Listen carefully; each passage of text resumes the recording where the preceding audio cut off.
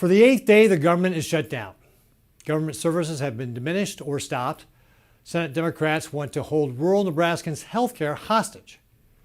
Important programs like telehealth have lapsed. This is what a Schumer shutdown looks like.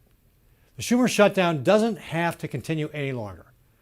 Republicans are ready to pass a clean continuing resolution. That means government spending continues at current levels, the same spending levels President Biden signed into law. That is the Republican position.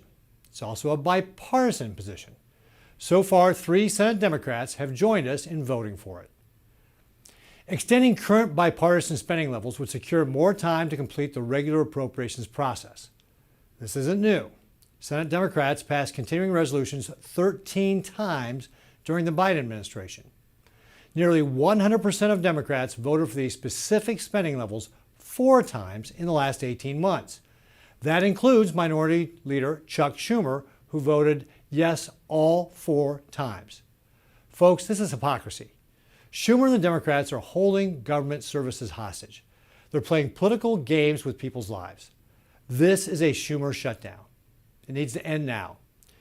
Schumer used to say that holding funding bills hostage was wrong. In 2013, he said, "What if I persuaded my caucus to say, I'm going to shut down the government. I'm not going to pay our bills unless I get my way."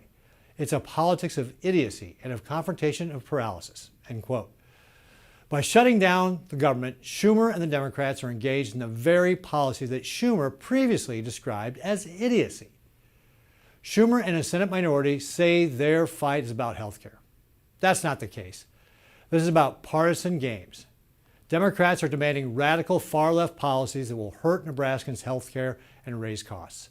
They're demanding over $1 trillion of partisan spending in exchange for keeping the government open for just 4 weeks.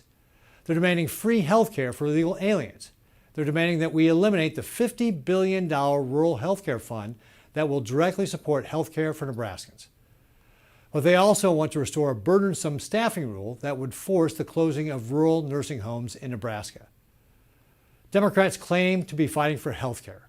The reality is their policies would harm it.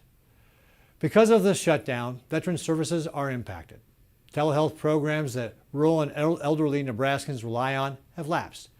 Hospital at home and home-based medicine programs have ended. Women and children can't apply for WIC. Without a funding solution, WIC will soon run out of money. Those are the costs of the Schumer shutdown. Services will continue to be impacted until more sensible Democrats reverse course and reopen the government. If Chuck Schumer really wanted to improve the health care for Americans, he would keep the government open. He wouldn't delay health care and increase wait times for veterans, families, or rural communities. He wouldn't cut funding that supports care in rural Nebraska. As the Schumer shutdown continues, services are going to be harder to access. Schumer and the Democrats need to end their hypocrisy. They need to stop harming rural health care. They need to open the government.